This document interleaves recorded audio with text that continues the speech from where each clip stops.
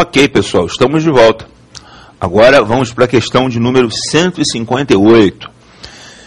Ainda dentro daquela série de questões que tem o enunciado comum, assinale a opção correta. Letra A. O Ministério Público tem legitimidade para defender judicialmente os interesses das populações indígenas? Tem. Tem sim, isso está no artigo 129 da Constituição, lá nas funções do Ministério Público, nas suas funções institucionais. Então essa opção está correta. Vamos às demais. Letra B. Ao estabelecer que o Ministério Público é o titular da ação penal pública, a Constituição implicitamente proíbe entre nós a ação penal privada. Negativo. A Constituição não proíbe a ação penal privada. A Constituição de 88 recepcionou as 3 modalidades de ação penal privada, uma inclusive explicitamente.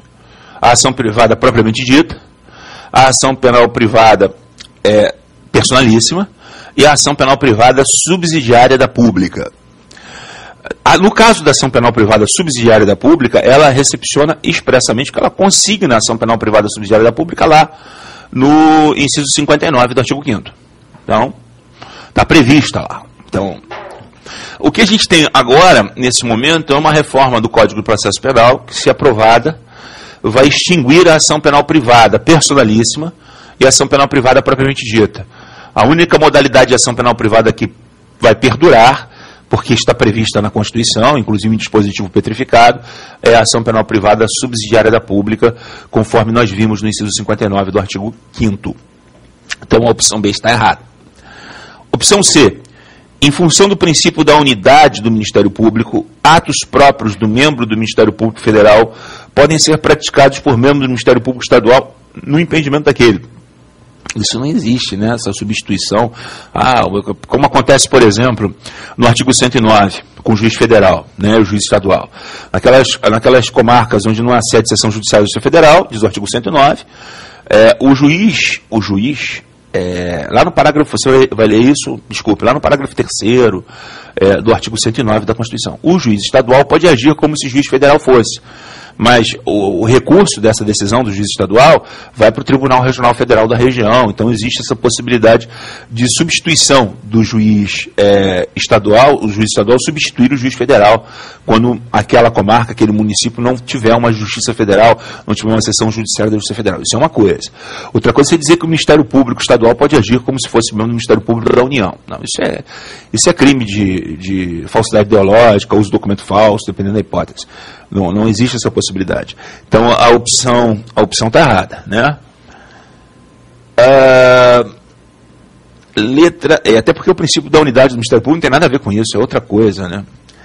Letra D. O Ministério Público cabe a defesa da ordem jurídica e dos interesses sociais. É-lhe vedada, porém, a defesa dos interesses individuais quaisquer. Não, como não? O Ministério Público atua em interesses individuais. Como não? É evidente que sim. Né? Ele em alguns momentos vai funcionar como custos legis, outro como fiscal da relação processual, outro como titular mesmo de interesses individuais, da tutela de interesses individuais. Então isso está errado também. Letra E. Nos termos da jurisprudência pacificada, o Ministério Público pode, prescindindo de ordem judicial, determinar a quebra de sigilo bancário de pessoa sob sua investigação. O pior é que existe hoje jurisprudência nesse sentido. Quer dizer, hoje, desde que o Ministério Público justifique, ele, independentemente de ordem judicial, desde que fundamente, ele pode quebrar sigilo bancário, sim. Então eu teria essa opção hoje correta. Na época não era, em 2002, mas hoje é correta. Então, na verdade, essa questão hoje teria 2 opções corretas, a 158, teria a opção A, que foi o gabarito oficial, e hoje a opção E também. Como a gente não está preocupado com isso, a gente está preocupado com o conhecimento e com a comparação de como essas questões se desenvolvem, então está tudo bem. Né? Essa questão nos permitiu rever o ponto Ministério Público, as funções essenciais da Justiça na Constituição. A opção correta é a letra A, mas a opção E hoje estaria correta também. Hoje, inclusive, uma comissão parlamentar de inquérito pode quebrar sigilo fiscal ou sigilo telefônico, sem que haja ordem judicial, desde que fundamente o pedido. Isso depois da lei de responsabilidade fiscal passou a ser corriqueiro.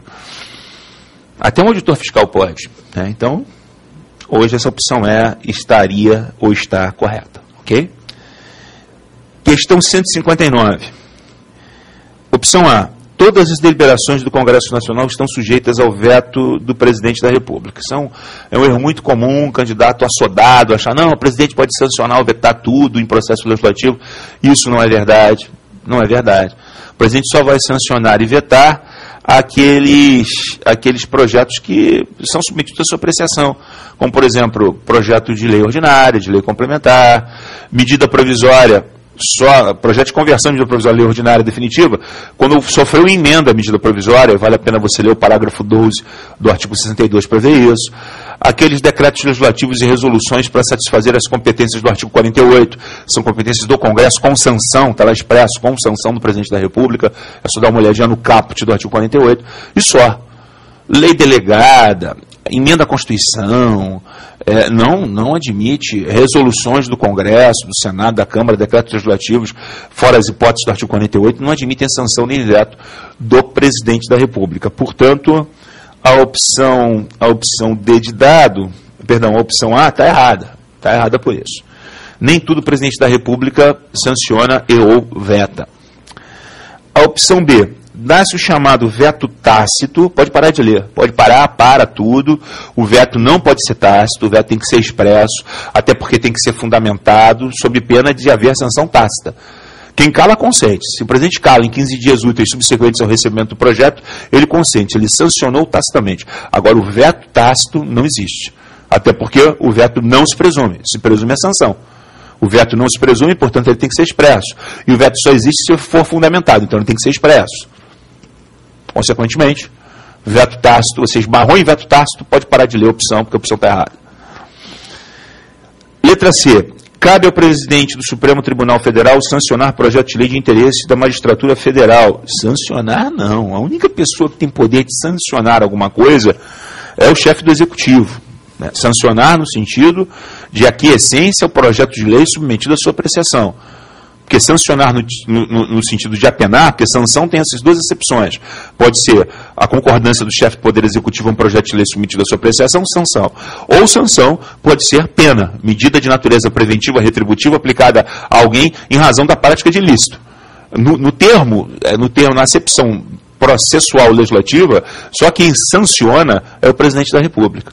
Quer dizer, o presidente, ou o governador do Estado, o prefeito, o governador do Distrito Federal, o chefe do Poder Executivo, né? Cada um na sua respectiva área de competência legislativa. Então, isso está errado. Né? Letra D. O presidente da República pode vetar um parágrafo de um artigo de um projeto de lei sem vetar todo o artigo. É o veto parcial. O que ele não pode é vetar uma palavrinha isolada. Agora, vetar um parágrafo do artigo, ele pode. Um inciso, incisos. O veto parcial somente abrangerá texto integral de parágrafo, inciso, a linha ou artigo. Isso está previsto no artigo 66, parágrafo 2º, da Constituição. Essa opção está corretíssima. Letra E. O Congresso Nacional pode rejeitar o veto do presidente da República a um projeto de lei. Pode sim. Desde que assim delibere até o final da sessão legislativa que o veto ocorreu. Não. O Congresso tem 30 dias para deliberar. Se não deliberar, a pauta fica sobrestada. E se não deliberar, vai continuando a pauta ficar sobrestada. Né? Nós tivemos um hiato de 10 anos sem deliberação sobre vetos no Congresso Nacional. De 1999 até 2009. Em maio de 2009, o Congresso Nacional, com uma única votação, deliberou sobre 962 projetos vetados. E manteve todos os vetos. Também não teria opção. Né? E o Congresso ficou 10 anos, eu vou repetir. Ninguém noticia isso, ninguém fala sobre isso. Mas de 1999 até 2009, o Congresso não deliberou sobre nenhum veto. Entrava a sessão legislativa, saía a sessão legislativa, começava a legislatura, acabava a legislatura e nada.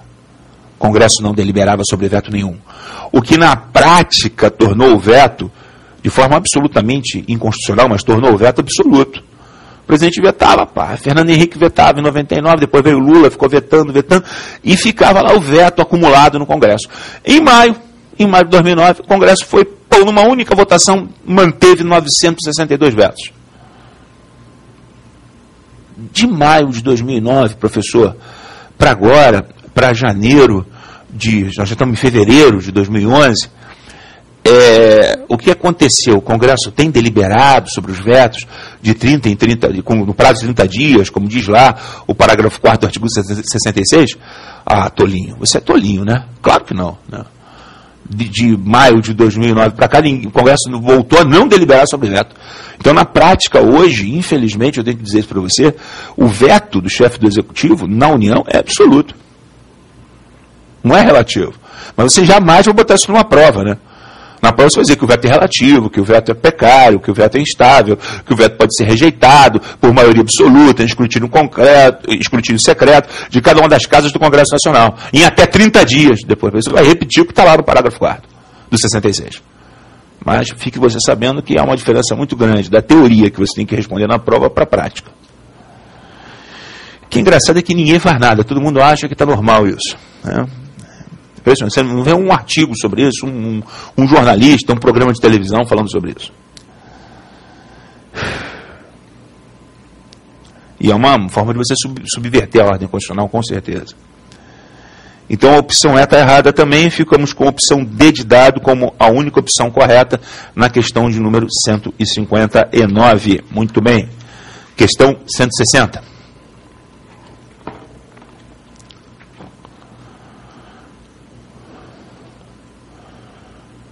O Legislativo, é tudo opção correta ainda, né? O Legislativo não pode dispor sobre matéria de iniciativa legislativa privativa do chefe do Executivo sem a provocação deste, nem pode fixar prazo para que o chefe do Executivo apresente projeto de lei sob tema de iniciativa privativa deste. Perfeito, não pode dispor. Não pode, senão é vício de iniciativa. E não pode fixar prazo, porque são poderes independentes e harmônicos entre si. O Executivo, o Legislativo e o Judiciário. Essa opção me parece corretíssima, né? Aí vem letra B. O projeto de lei de iniciativa privativa do Presidente da República pode sofrer qualquer emenda do Congresso Nacional, desde que a inovação não aumente o total das despesas da União, previsto em lei orçamentária. O projeto de lei de iniciativa privativa pode sofrer qualquer emenda do Congresso, desde que a inovação não aumente o total das despesas da União, previsto em lei orçamentária. Não, desde que não aumente despesa, qualquer despesa, né? Então, esse daí é o erro.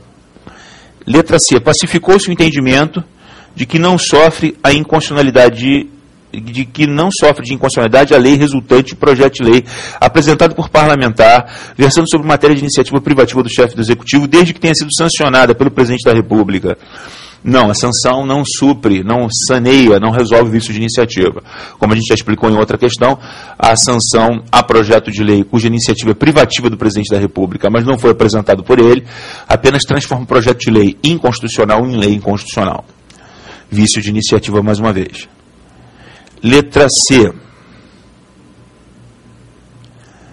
Letra C foi, então está errada. Letra D. A medida provisória pode ser editada com relação à matéria que se inclui no âmbito da iniciativa legislativa reservada ao Poder Legislativo e ao Poder Judiciário. Pode ser editada com relação à matéria de... Não, isso é a vedação do artigo 62, parágrafo 1º. Letra E. A Constituição Federal não pode ser emendada por proposta de membros do Congresso Nacional em matéria que, no plano legal, se situa no âmbito de iniciativa legislativa privativa do chefe do Executivo. Pode sim.